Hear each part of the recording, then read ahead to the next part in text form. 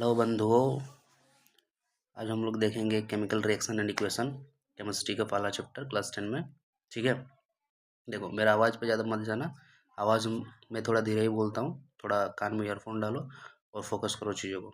ठीक है पढ़ोगे तो फोकस करके, नहीं पढ़ना है तो फिर आउट। ठीक है, चलो स्टार्ट करो।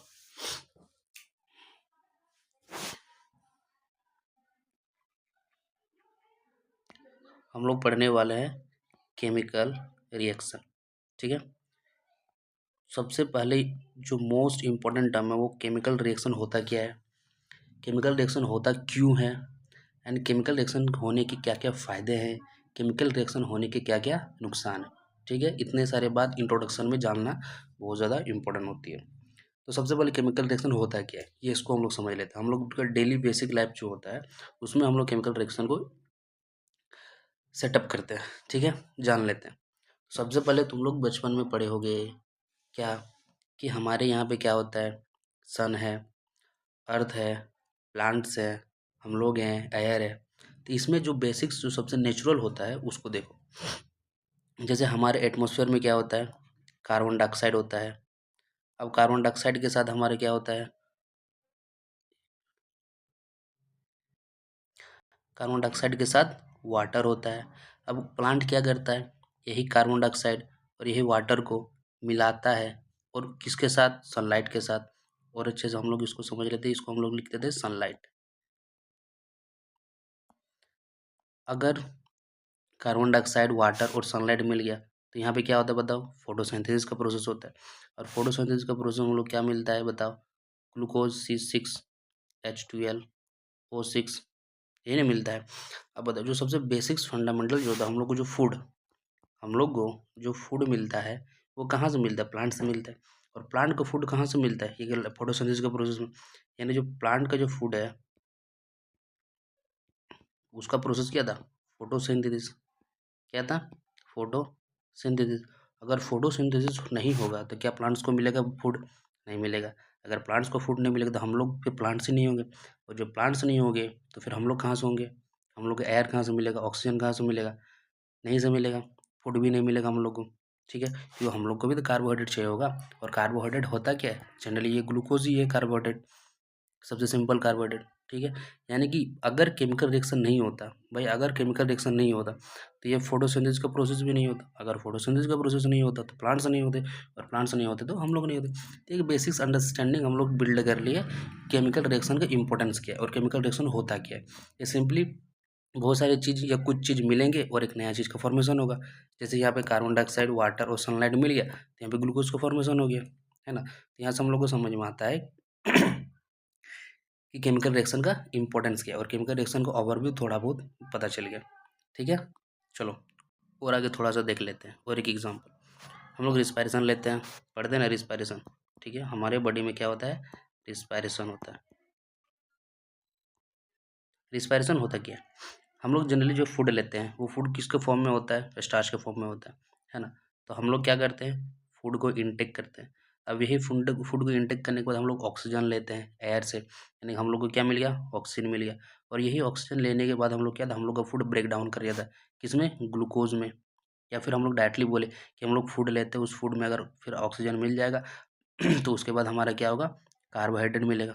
क्या मिलेगा, कार्बोहाइड्रेट मिलेगा, जिससे हम लोग को ताकत मिलता है, हम लोग को प्रोटीन मिलेगा, हम लोग को फैट्स मिलेगा, हम लोग को और भी सारे बहुत सारे चीज़ मिलते हैं।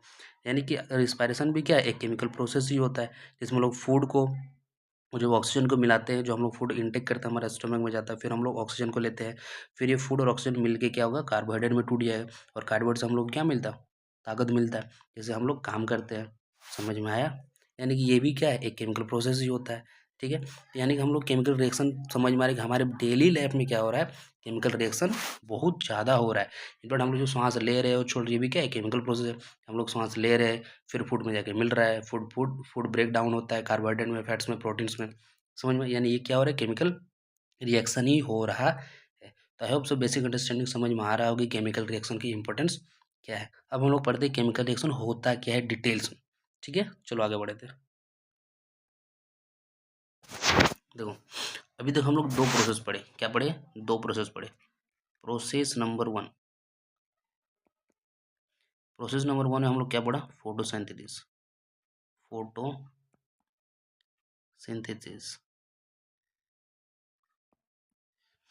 और प्रोसेस नंबर 2 में हम लोग क्या पढ़े? रिस्पायरेशन।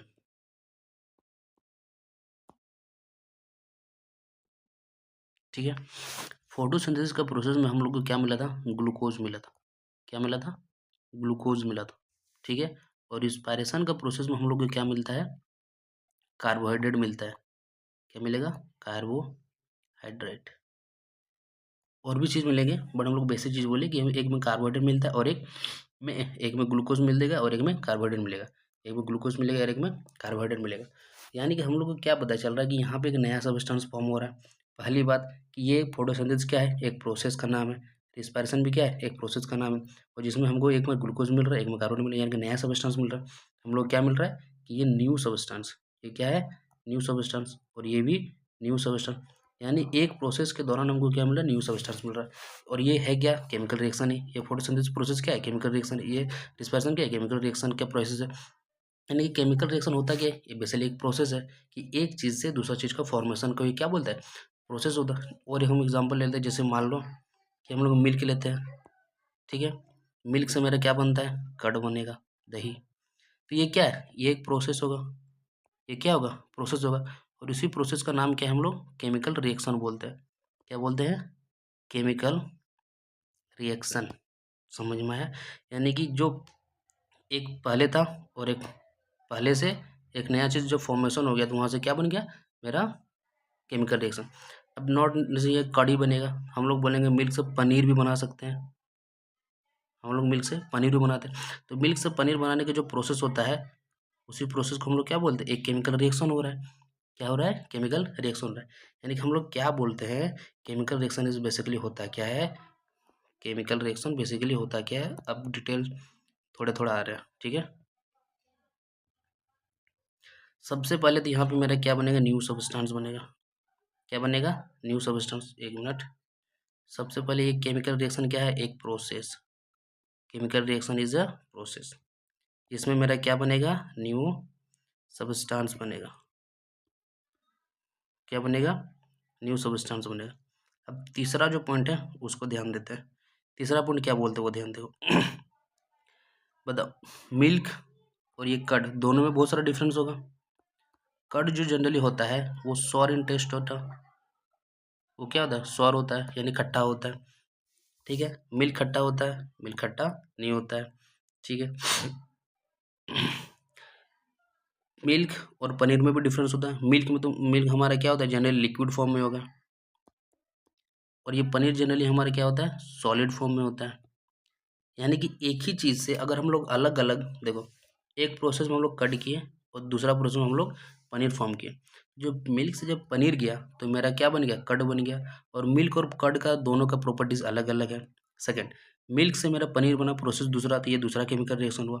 और मिल्क से जब पनीर बना तो बताओ, मिल्क लिक्विड में है और ये सॉलिड में, यानी कि इन दोनों का प्रॉपर्टीज में भी क्या आएगा? अलग अलग आएगा। क्या बोले? समझ में आया? हम क्या बोले कि भाई एक मिल्क से कर्ड बन रहा है और दूसरा ही प्रोसेस को अगर हम लोग चेंज कर रहे हैं तो मिल्क से मेरा क्या बन जाएगा? मेरा पनीर बन जाएगा। है ना? यानी दो अलग अलग प्रोसेस, यानी दो अलग अलग रिएक्शन, दो अलग अलग रिएक्शन, तो दो नया नया अलग अलग सब्सटेंस बनेगा। ठीक है। यानी कि अलग अलग प्रोसेस में नया सब्सटेंस बन रहा है, लेकिन नया प्रॉपर्टीज के साथ। इसका प्रॉपर्टीज अलग होगा, इसका प्रॉपर्टीज अलग होगा, इसका प्रॉपर्टीज अलग है, इसका प्रॉपर्टीज अलग है, और इन दोनों का प्रॉपर्टीज भी अलग है। यानी कि पहला बात तो ये है कि एक नया प्रोसेस है, दूसरा नया सब्सटेंस का फॉर्म करेगा, और तीसरा न्यू प्रॉपर्टीज। जो नया सब्सटेंस होगा वो अपने साथ नया प्रॉपर्टीज भी लाएगा। समझ में आया? ये तो बेसिक्स अंडरस्टैंडिंग था वो देसी लैंग्वेज में। ठीक है। जो छोटा छोटा बच्चा लोग पढ़ता है, इसको थोड़ा डिटेल में चलते हैं। क्या बोलते हैं? डिटेल में चलते हैं। सोचो सोचो सोचो। हम लोग पढ़ते हैं। सबको पता है कि हाइड्रोजन को अगर ऑक्सीजन के साथ मिला दें तो मेरा क्या बनता है? वाटर बनेगा। क्या बनेगा? वाटर बनेगा। ये तो बेसिक सा चीज़ पढ़े ही होगे कि हाइड्रोजन को ऑक्सीजन के साथ मिलाएंगे तो वाटर बनेगा।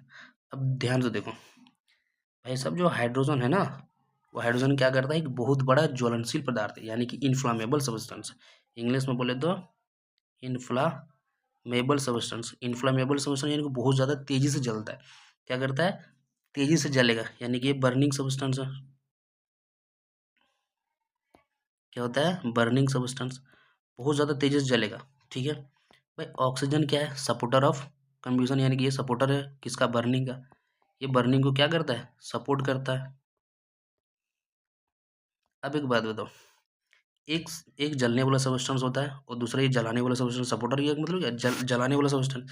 हम हाइड्रोजन को क्या बोल सकते हैं, हाइड्रोजन को बोल सकते हैं भाई ये जलने वाला सब्सटेंस, और ये जलाने वाला है। तो जलने वाला को अगर जलाने वाले के साथ मिलेंगे तो और जलना चाहिए। ऐसे सोचो कि भाई मेरा पेट्रोल है, पेट्रोल को अगर हम ऑक्सीजन के साथ मिलाएंगे और थोड़ा सा हीट मिलेगा तो पेट्रोल बहुत ज़्यादा तेज़ी से जलेगा।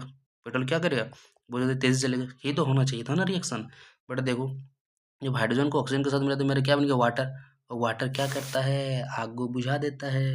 वाटर क्या करेगा, आग को बुझाता है। ये तो सबको पता है कि आग, जब भी आग जलेगा तो उसमें पानी उड़ल दो, आग बुझ जाएगा। यानी कि ये ऑल टुगेदर यहाँ पे क्या करता है, एक्सटिंग्विश कर देता है, यानी आग को बुझा देता है। अब भाई साहब ये क्या हो गया, देखो, जलने वाला को जलने वाला को जलाने वाला के साथ मिलाएंगे तो और जलना चाहिए था, लेकिन यहाँ पे जो मिला वो बुझाने वाला मिल गया। तो देखो खतरनाक केमिकल रिएक्शन है भाई। समझ में आ रहा है हम क्या बोल रहे हैं, कि अगर केमिकल रिएक्शन देखो हो क्या रहा है, कि हाइड्रोजन को ऑक्सीजन को मिला के वाटर, जलने वाले को जलाने वाले के साथ मिलाओ और आग बुझाओ। सुनने में कैसा लग रहा है, जलने वाले को जलाने वाले के साथ मिलाओ और आग बुझाओ। ये तो प्रैक्टिकली पॉसिबल हमको नहीं लग रहा, बट एक्चुअली ये हो रहा है। यानी कि हम क्या पता करें, कि जो वाटर है, जो बुझाने वाला प्रॉपर्टी है वाटर का, वो जलने वाला के साथ नहीं मैच कर रहा है। और ना ही ये वाटर जो है वो ऑक्सीजन का प्रॉपर्टी के साथ मैच कर रहा है, क्योंकि ऑक्सीजन जलाने वाला था और ये बुझाने वाला है। कुछ पल्ले पड़ रही है, अंडरस्टैंडिंग डेवलप हो रही है कि केमिकल रिएक्शन का इम्पोर्टेंस और कितना ज़्यादा बढ़ रहा है। यानी कि हम क्या बोल रहे हैं, कि जो वाटर का मेरा प्रॉपर्टी है, वाटर का प्रॉपर्टी मेरा हाइड्रोजन के साथ मैच नहीं करेगा, और यही वाटर का प्रॉपर्टी मेरा ऑक्सीजन के साथ भी मैच नहीं कर रहा है। समझ में आया क्या चीज़ें हो रही है, केमिकल रिएक्शन क्या होती है, समझ में आ गया ना। वेरी गुड, चलो ठीक है। थोड़ा सा हम लोग ओवरव्यू लेते हैं कि केमिकल इक्वेशन क्या होती है, ठीक है, थोड़ा सा जान लेते हैं। देखो अभी जो मैंने प्रोसेस लिखा हाइड्रोजन वाला, कि हाइड्रोजन को, थोड़ा राइटिंग में मत जाना, राइटिंग तुम लोग समझना और टेंशन मतलब इसका पीडीएफ, ये जो रिटर्न ने हम लोग क्या बोलते हैं टाइप करा के रखे हैं, ठीक है, उसका पीडीएफ तुम लोग को मिल जाएगा। ठीक, उसका ध्यान मत देना, अभी रुको, अभी इसको खाली देखो और समझो। पीडीएफ का टेंशन मत लो, चुपचाप बैठ के शांति से ईयरफोन लगा के देखो, कोई इधर उधर की बात मत सुनना। अगर हाइड्रोजन को ऑक्सीजन के साथ मिलाएंगे तो मेरा क्या बनाएगा, वाटर बनेगा। क्या बनाएगा, वाटर बनेगा। अब यही चीज़ को अगर हम लोग सिंबॉलिक फॉर्म में लिखें, किसके फॉर्म में लिखें, सिंबॉलिक फॉर्म में लिखें, तो हाइड्रोजन को क्या लिखेंगे, H2। हाइड्रोजन को क्या लिखेंगे, H2। ऑक्सीजन को क्या लिखेंगे, O2। और वाटर को क्या लिखेंगे, H2O। कुछ पल्ले पड़ी। अब यही चीज़ को जो सिंबॉलिक फॉर्म में जो लिखते हैं, इसी को हम लोग बोलते हैं इक्वेशन। क्या बोलते हैं, इक्वेशन। कौन सी इक्वेशन भाई, केमिकल रिएक्शन था तो केमिकल रिएक्शन की इक्वेशन, यानी ये क्या है, केमिकल इक्वेशन। समझ में, ये क्या है, केमिकल इक्वेशन है। समझ में आ गया। ये बेसिक्स है, आगे हम लोग और डिटेल में पढ़ेंगे कि केमिकल इक्वेशन में कि हम लोग कैसे लिखते हैं, क्या लिखते हैं, बैलेंस कैसे करते हैं, सब कुछ एवरीथिंग देखेंगे क्रिस्टल क्लियर। बट अभी बस लिखने के तरीका से, क्योंकि हम बार बार अगर बड़ा बड़ा लिखेंगे तो उसमें टाइम वेस्ट होगा, और आप लोग हम टाइम वेस्ट करना चाहते नहीं हैं। दूसरा, हम लोग थोड़ा सा और आगे बढ़ते हैं। देखो केमिकल रिएक्शन समझ में आ गया। अब देखो केमिकल रिएक्शन में होता क्या भाई, केमिकल रिएक्शन में पार्टिसिपेट कौन करेगा, एटम पार्टिसिपेट करेंगे। जैसे कि यहाँ पे हाइड्रोजन है तो हाइड्रोजन के एटम पार्टिसिपेट करेगा, ऑक्सीजन के एटम पार्टिसिपेट करेगा, और फिर यहाँ पे क्या बनेगा, एक वाटर बनेगा। ठीक है, इसको एक पॉइंट देखो, हम क्या बोले, कि ये देखो हाइड्रोजन का एटम है, ठीक है, ये वाले हाइड्रोजन का एटम है और ये वाले हाइड्रोजन, भाई दो हाइड्रोजन का एटम है, तब ना हम लोग H2 लिखते हैं। ठीक है, दो ऑक्सीजन का एटम है, ठीक है, ये वाला ऑक्सीजन 1, ये वाला ऑक्सीजन 2, और ये देखो O2, दो O2, और यहाँ से क्या बनेगा, H2O। क्या बनेगा, H2O। H2O यानी कि इस तरीके से, भाई देखो ये मेरा ऑक्सीजन है, ये हाइड्रोजन और ये हाइड्रोजन, क्या बना दिया H2O। इसको हम लोग अच्छे से लिखेंगे तो हम लोग ऐसे लिखते हैं, और हम लोग इसको लिखना चाहते तो ये हम लोग ऐसे लिख सकते हैं। अब यहाँ से देखो हम क्या हो रहा है कि यहाँ से जो मेरा हाइड्रोजन एटम है, देखो ये वाला हाइड्रोजन एटम यहाँ पे गया, दूसरा वाला हाइड्रोजन एटम यहाँ पे गया, और ये दो ऑक्सीजन मिलकर मान लो एक ही ऑक्सीजन बनाए। और यहाँ पे तो यहाँ पे क्या हो रहा है कि जो हाइड्रोजन एटम में देखो हाइड्रोजन ही रहा, और हाइड्रोजन एटम यहाँ पर भी हाइड्रोजन रहा, बट ऑक्सीजन का एटम ऑक्सीजन ही रह रहा है।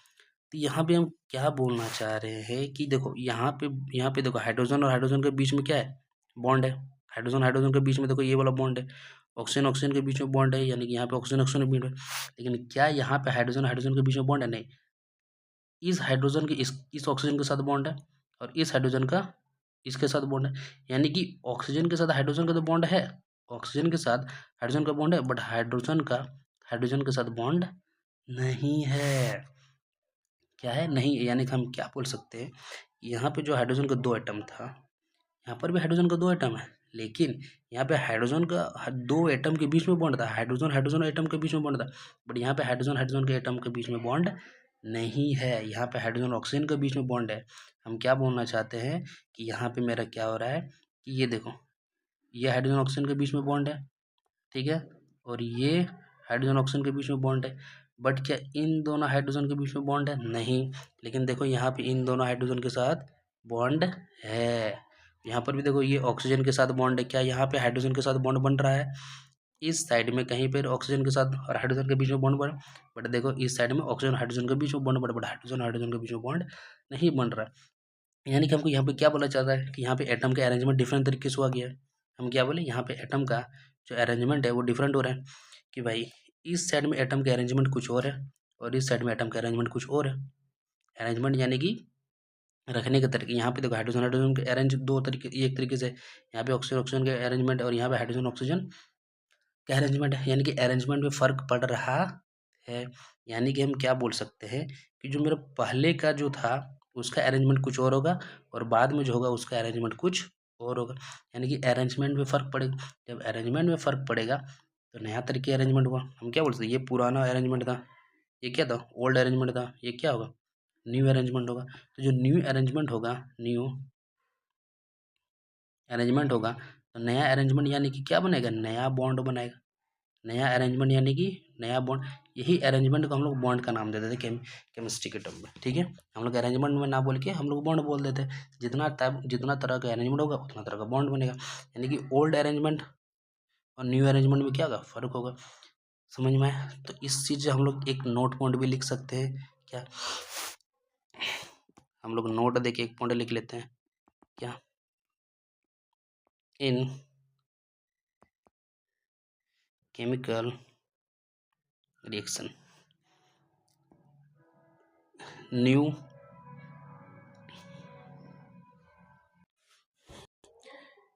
न्यू अरेंजमेंट होगा, न्यू अरेंजमेंट होगा। न्यू अरेंजमेंट को रीअरेंज भी बोल सकते हैं, री अरेंज बोल सकते हैं। न्यू अरेंजमेंट होगा तो नया बॉन्ड भी बनेगा। क्या बनेगा, न्यू बॉन्ड भी बनेगा। टेंशन मत लो, यहाँ पे तुमको पीडीएफ, ये वाला पीडीएफ नहीं लिखना होगा, दूसरा पीडीएफ दिया जाएगा जिसमें तुम्हारा ऑल टुगेदर लिखा हुआ रहेगा, जस्ट लाइक अ बुक।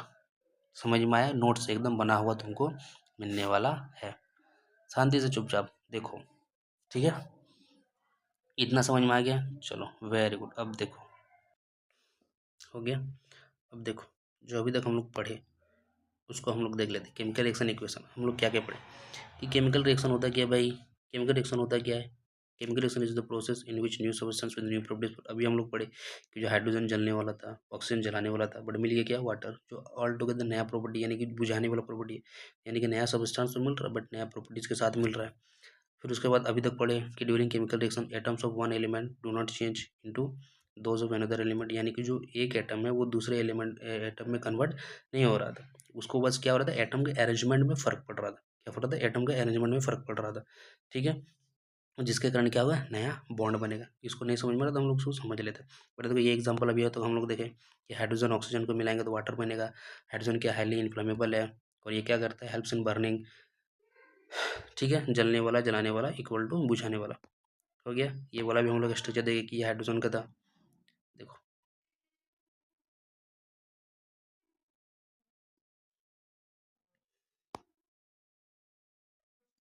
देखो ये क्या था, ये हाइड्रोजन था। ये क्या था, ये दोनों ऑक्सीजन है। यहाँ पे मेरा क्या मिल रहा है, ये हाइड्रोजन मिल रहा है, ये हाइड्रोजन है और ये क्या है, मेरा ऑक्सीजन है। यहाँ पे क्या बोले, एटम के अरेंजमेंट में फर्क पड़ रहा है।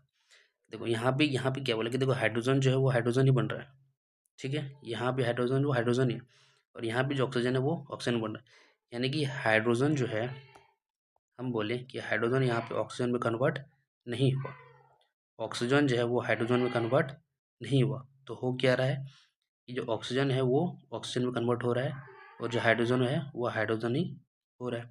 यानी कि कन्वर्ट कोई नहीं हो रहा है, ठीक है। जो पहले था वही एटम है, एटम वही रहेगा, ठीक है। ऐसा नहीं कि हाइड्रोजन का एटम ऑक्सीजन के एटम में कन्वर्ट हो जाएगा, नहीं। ऑक्सीजन का एटम ऑक्सीजन ही रहेगा, हाइड्रोजन का एटम हाइड्रोजन ही रहेगा। समझ में, इसलिए देखो क्लियर है। चलो ये चीज़ हम लिखे वहाँ पे कौन वाला प्रॉपर्टी में लिखा था, ये वाला प्रॉपर्टी में लिखा था, ठीक है। कि यहाँ पे क्या बोला, atoms of one element do not change into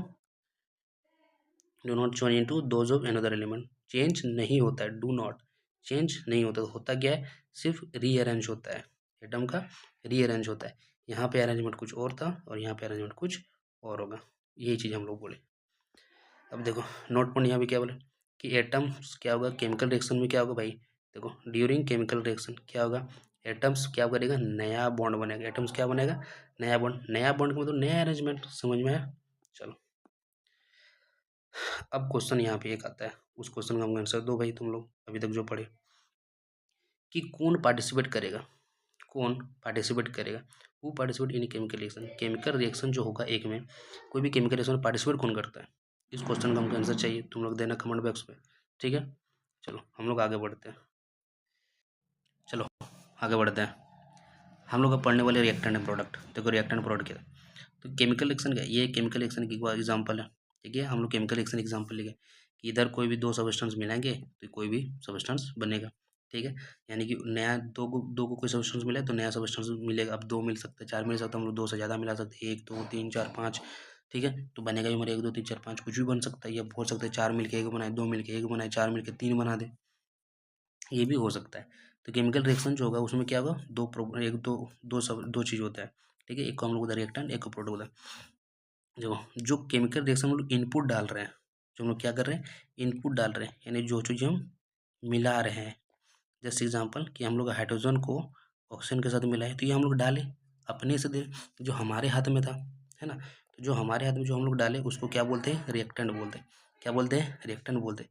और जो बनेगा, जो प्रोडक्ट बनेगा, यानी जो प्रोड्यूस होगा, जो प्रोड्यूस होगा उसको क्या बोल देंगे, जो प्रोड्यूस होगा उसको हम लोग प्रोडक्ट बोल देंगे। क्लियर है। जो हमारे हाथ में है, जो हम लोग डालेंगे इनपुट, जो हम लोग इनपुट देंगे उसको क्या बोलेंगे, रिएक्टेंट। और जो आउटपुट निकलेगा उसको क्या बोलेंगे, प्रोडक्ट। हम लोग इनपुट आउटपुट के टर्म पे भी समझ सकते हैं ना भाई, हम लोग इनपुट आउटपुट के टर्म पे भी समझ सकते हैं, समझो। रिएक्टेंट का मतलब क्या है, इनपुट जो मैंने डाला, और प्रोडक्ट का मतलब है आउटपुट जो मेरा निकला। समझ में आया। इनपुट को रिएक्टेंट बोलते हैं और आउटपुट को प्रोडक्ट बोलते हैं। अब डेफिनेशन के अकॉर्डिंग लोग बोलते हैं कि which take part in chemical reaction, जो केमिकल रिएक्शन में पार्टिसिपेट करेगा। पार्टिसिपेट कौन करे, वो हमारे हाथ में ना भाई, हम लोग किस किस सब्सटेंस को पार्टिसिपेट कराएंगे ये हमारे हाथ में होता है। तो जो पार्टिसिपेट करेगा उसको क्या बोलेंगे, रिएक्टेंट बोलेंगे। और जो सब्सटेंस प्रोड्यूस होगा एज ए रिजल्ट जो सब्सटेंस प्रोड्यूस होगा उसको क्या बोलेंगे, प्रोडक्ट बोलेंगे। क्लियर है, समझ में आ गया reactant and product, very good. आगे बढ़ते हैं, एग्जाम्पल भी देखो। देखो हम लोग क्या करते हैं, मैग्नीशियम को ऑक्सीजन, अभी हम लोग केमिकल इक्वेशन निकालने से कहते हैं, याद है। ये क्या है, मैग्नीशियम है। मैग्नीशियम को अगर ऑक्सीजन के साथ मिलाएंगे तो क्या बनेगा मेरा, मैग्नीशियम ऑक्साइड बनेगा। क्या बनेगा, मैग्नीशियम ऑक्साइड। अब देखो मैग्नीशियम क्या है, रिबन के फॉर्म में, देखो ये वाला मैग्नीशियम है, ठीक है, यहाँ पे मैंने दिया हुआ है। फिर हम लोग इसको ऑक्सीजन के साथ मिलाएंगे तो मेरा क्या बनेगा, मैग्नीशियम ऑक्साइड बनेगा। अब देखो मैग्नीशियम ये रिबन के फॉर्म में था, ये फ्रॉम एयर, और यहाँ पे मेरा क्या बनेगा, व्हाइट पाउडर बन गया। देखो यहाँ पे मिल रहा है तुमको, कि ये देखो ये देखो मैग्नीशियम रिबन ऑक्सीजन के कांटेक्ट में आते ही यहाँ पे क्या होगा, जलने लगेगा, और क्या होगा फिर ये नया एसएस बनेगा, राख बनेगा। ये मैग्नीशियम ऑक्साइड है, ठीक है। ये मेरा क्या है, मैग्नीशियम, और यहाँ पे हम किसके हम कहाँ पे रख रहे हैं मैग्नीशियम को, एयर में रख रहे हैं, एयर यानी कि ऑक्सीजन के कॉन्टेक्ट में बनेगा। तो यहाँ पे क्या होगा मेरा, ये यहाँ पे क्या बन गया, ये मेरा मैग्नीशियम ऑक्साइड बनेगा। क्या बनेगा यहाँ पे, ये वाला क्या है, ये जो राख है ये क्या है, मैग्नीशियम ऑक्साइड। समझ में आया, जो कि हम लोग सॉलिड के फॉर्म में भी बोल सकते हैं। समझ में आया। और ये कैसा है, वाइट कलर का, ये कैसा है, वाइट कलर का, ये भी याद रख लेना कि मैग्नीशियम ऑक्साइड का जो कलर होता है वो क्या है, वाइट है। ठीक है, देखो लिख भी दिए कि burning of magnesium in air use to form magnesium oxide in example of chemical reaction. ठीक है, अब ये भी ध्यान देना कि मैग्नीशियम क्या होता है, देख लो magnesium is a silver white metal, silver यानी कि जनरली ये सिल्वर वाइट कलर का होता है, और इसको हम लोग लेबोरेटरी में बना सकते हैं एक रिबन के फॉर्म में, देखो लिखा हुआ है। समझ में आया, चलो वेरी गुड। देखो ये एनसीईआरटी का ग्राफ है, ये वाला एनसीईआरटी वाला है, ये देखो मैग्नीशियम है ये वाला, ठीक है, ये वाला मैग्नीशियम है, और उस मैग्नीशियम को एक पकड़ के रखा है ये वाला, और यहाँ पे एक क्या है, बर्नर है जो इसमें जला रहे हैं, और यहाँ से देखो राख गिर रहा है। ठीक है, अब देखो इसके बाद देखो ये वाला पढ़ो, पढ़ो इसको।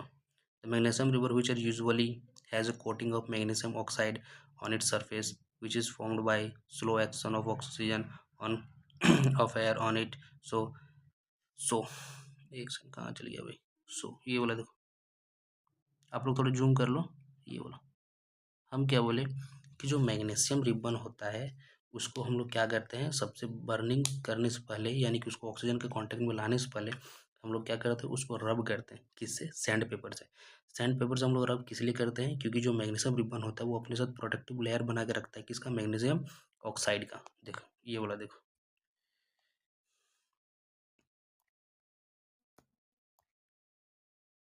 ये वाला यहाँ पे बोला है कि यहाँ पे जो मैग्नीशियम रिबन है, ये जो आपको मैग्नीशियम रिबन दिख रहा है, ये अपने साथ एक प्रोटेक्टिव लेयर बना के रखता है। ठीक है, इसको ऐसे समझ लेते हैं कि मान लो ये मैग्नीशियम रिबन है, क्या है ये, एक मैग्नीशियम रिबन है। अब मैग्नीशियम रिबन अपने साथ क्या बनाएगा, एक प्रोटेक्टिव लेयर बना के रखता है, एक प्रोटेक्टिव लेयर बना के रख, ये वाला मान लो। ठीक है, नीचे वाला जो ब्लू कलर का है, ये क्या है, मैग्नीशियम रिबन है, क्या है, मैग्नीशियम रिबन है। वो जो ऊपर वाला जो मेरा रेड कलर का दिख रहा है, ये क्या है, मैग्नीशियम ऑक्साइड, ये क्या है, लेयर है। तो सबसे पहले क्या करते हैं, हम लोग सैंड पेपर लेते हैं, और सैंड पेपर लेने से हम लोग क्या करते हैं, इस ऊपर वाला जो ये वाला जो लेयर है इसको रब करते हैं। अब रब करने से क्या होगा, ये वाला ऊपर वाला लेयर हट जाएगा, क्या होगा, ये ऊपर वाला लेयर हट जाएगा। समझ में आया। तो अगर ऊपर वाला लेयर हट गया यानी कि मैग्नीशियम ऑक्साइड ये वाला क्या हो जाएगा, हट जाएगा, तो सिर्फ क्या बचेगा, मैग्नीशियम रिबन बचेगा। अब ये मैग्नीशियम रिबन को अगर हम लोग ऑक्सीजन के कॉन्टेक्ट में लाएंगे, मैग्नीशियम रिबन को अगर ऑक्सीजन के कॉन्टेक्ट में लाएंगे तो क्या कर बरना जलना स्टार्ट कर जाएगा। समझो, तो जलाने से पहले मैंने क्या किया, जलाने से पहले कि जो मेरा यहाँ पे क्या था, जलाने से पहले जो मेरा मैग्नीशियम रिबन का जो मेरे मैग्नीशियम ऑक्साइड का जो लेयर था हम लोग उसको हटाए। कैसे हटाए, मैग्नीशियम रिबन का जो मैग्नीशियम ऑक्साइड का लेयर्स को हटाने के लिए हम लोग क्या किए, सैंड पेपर से रब किए। तो यही क्वेश्चन आता है, ये जो बहुत ही इंपॉर्टेंट फॉर योर बोर्ड के लिए, ये वाला वीवीआई है बोर्ड के लिए, याद रखना, जो ब्लैक में लिखा हुआ, ठीक है, जो ब्लैक डार्क में लिखा हुआ वो बहुत ज़्यादा इंपॉर्टेंट हो, याद रखना कि मैग्नीशियम रिबन को हम लोग जलाने से पहले सैंड पेपर से क्लीन करते हैं। क्यों, क्योंकि हम लोग जो मैग्नीशियम ऑक्साइड का जो एक प्रोटेक्टिव लेयर बना होता है उसको हटाने के लिए। समझ में आया।